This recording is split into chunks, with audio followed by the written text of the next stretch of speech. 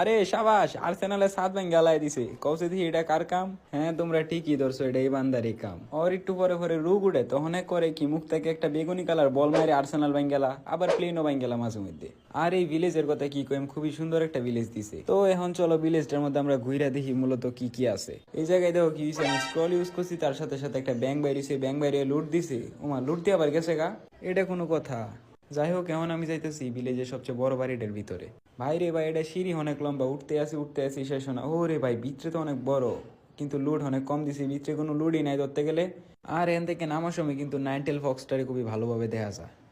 আরে সাবাস, আর্সেনালের 7 ভেঙে গালায় দিছে। কৌছে দি এটা কার কাম? হ্যাঁ, তোমরা ঠিকই ধরছো, এটা ইবানদারি কাম। ওর একটু পরে পরে রুগ উঠে তখন করে কি মুখ থেকে একটা বেগুনি কালার বল মারে আর্সেনাল ভাঙ্গেলা, আবার প্লেনও ভাঙ্গেলা মাঝে মধ্যে।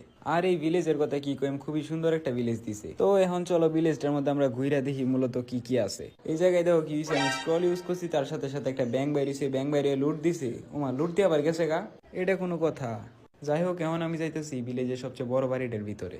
ভাই রে ভাই, এটা সিঁড়ি অনেক লম্বা, উঠতে আসি শেষ না। ও রে ভাই, ভিতরে তো অনেক বড়, কিন্তু লুট অনেক কম দিছি, ভিতরে কোনো লুটই নাই ধরতে গেলে।